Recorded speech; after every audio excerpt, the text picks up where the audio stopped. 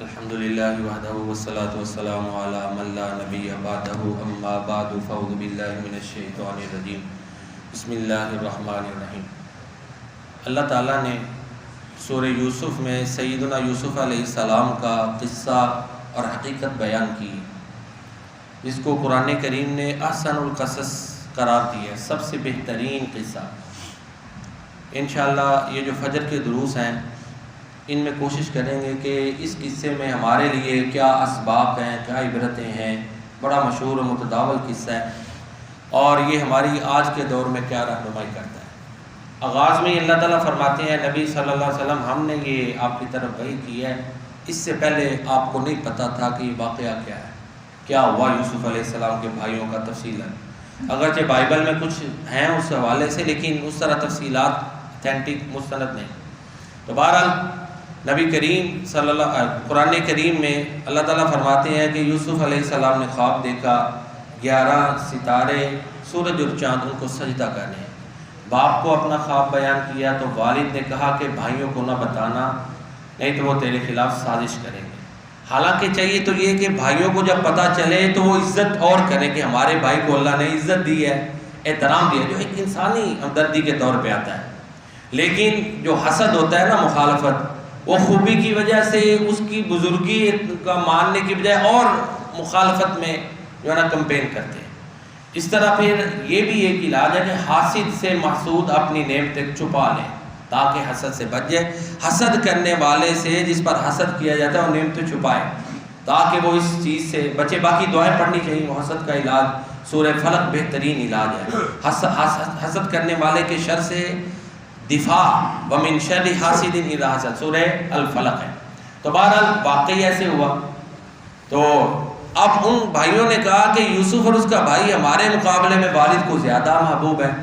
تو چنانچہ انہوں نے پلان کیا، وہ سورہ یوسف میں موجود ہے۔ مختصر یہ کہ یوسف علیہ السلام کو لے گئے، والد کو اعتماد میں لے کر جا کر انہوں نے کنویں میں پھینک دیا، اور یوسف علیہ السلام کو کنویں میں پھینک کر جب واپس آئے وہ قمیض کے اوپر جھوٹا خون لگایا ہوا تھا۔ والد کو آ کے انہوں نے آ کے بتایا تو والد نے ظاہر ہے وہ یقین کرنے کے لیے تیار نہیں تھے، جھوٹ بولا۔ والد سے آ کر انہوں نے جھوٹ بولا اور پورا روتے ہوئے آئے کہ جیسے بڑا ہے کہ جو ہے نا وہ المناک واقعہ ہو گیا، ٹھیک ہے۔ تو یعقوب علیہ السلام جو ہے وہ ان پر اعتماد کرنے کے لیے تیار نہیں تھے۔ انہوں نے اس وقت کہا تھا واللہ المستعان علی ما تصفون، جو تم بیان کرتے ہو اس پر میں اللہ کی مدد طلب کرتا ہوں۔ یہاں پر میں نے پہلے بھی شاید بیان کیا ہے، ایک دو کلپ بھی میرا موجود ہے کہ ہمارے ہاں یہ موجود ہوتا ہے، یہ نظریہ ہے کہ بڑے خاندانوں میں غلطیاں نہیں ہوتی۔ اب دیکھیں نا، یوسف علیہ السلام کے بھائی، یوسف نبی ہے اور وہ بھائی ہیں، ایک رشتہ، باپ بھی نبی یعقوب، دادا بھی نبی اسحاق، ابراہیم بھی نبی علیہ السلام، 4 نبیوں کا تعلق ہے، اور بھائی حسد کا شکار ہو گئے۔ لہذا یہ گارنٹی کہ جی بات نسلوں پہ ختم ہوتی ہے، یہ دیکھ لیں پھر یہ کیا ہے۔ اللہ چاہے زندہ سے مردہ، مردہ سے زندہ پیدا کر دے، وہ قادر ہے۔ یہ بھی ایک حقیقت ہے، تربیت اثر کرتی ہے، اس کا بھی انکار نہیں ہے، یہ بھی ذہن میں رکھیں، کیونکہ اللہ کے نبی نے فرمایا بچہ فطرت پہ پیدا ہوتا ہے، اس کے ماں باپ اس کو یہودی، مجوسی، عیسائی بناتے ہیں۔ اٹ مینس کہ جو تربیت ہے وہ بھی اثر کرتی ہے۔ تو ہمارے ہاں جن خاندانوں کے پاس اسباب ہے، ظاہر ہے بچوں کو اچھے اداروں میں وہ پڑھاتے ہیں، ان کے پاس وسائل ہوتے ہیں، تو وہ اس کا فرق تو پڑتا ہے نا۔ قابل اساتذہ سے ایک بندہ پڑھ رہا ہے، ماحول اس کو اچھا مل رہا ہے۔ ایک کیڈٹ سکولز میں یہی ہوتا ہے نا کہ ان کو ڈسپلن سکھایا جاتا ہے، ہم صرف نصاب تک تو نہیں رہتے۔ تو بہرحال یہ ہے کہ یہ تربیت کے بھی اثر ہوتا ہے، لیکن یہ کہہ دینا کہ صرف اعلیٰ خاندان ہے تو اب کچھ نہیں ہوگا، وہ نبی معصوم ہوتے ہیں، ٹھیک ہے نا جی۔ باقی نبی کریم صلی اللہ علیہ وسلم نے اپنی بیٹی کے بارے میں اوپر جو ان کے تھے ان کا تو ہے کہ وہ حق پر تھے سارے۔ آج کل جو ہمارے ہاں سادات ہیں، آپ کو بھی پتہ کیسے کیسے چل رہے ہیں معاملہ۔ تو اس حوالے سے یہ بھی ڈبل شاہ تھا جس نے ساری دنیا کو سود پہ لگایا تھا، وہ بھی اپنے آپ کو شاہ کہتا تھا نا۔ تو نیک بھی بڑے لوگ آئے، لہذا گارنٹی انبیاء کے لیے یا جن کے لیے نبی صلی اللہ علیہ وسلم دے گئے وہ معصوم ہے، باقیوں کے لیے ہم نہیں کہہ سکتے کہ یہ کیا معاملات ہیں۔ ہاں تربیت کے، دعاؤں کے اثرات ہوتے ہیں، اس کا بھی انکار نہیں ہے۔ تو بہرحال یہ ایک ٹاپک تھا ضمناً جو سورہ یوسف میں بیان ہوا۔ اس کے بعد جب یوسف علیہ السلام کو وہ کنویں میں پھینک کے آگے کنویں میں سے قافلے والوں نے اٹھایا، لے گئے، عزیز مصر نے خرید لیا۔ اب اللہ تعالیٰ مسبب الاسباب ہے، اللہ اکبر. اب یوسف علیہ السلام کو جس نے خریدا تھا، قرآن میں آیتیں نہیں پڑھ رہا کہ وقت زیادہ لگے گا، بہرحال یہ آیت سن لیں. وقال الذی اشتراہ من مصر لامرأته اکریمی مثواہ وسعی انفانا او نتخذہ ولدا وهم لا یشعرون.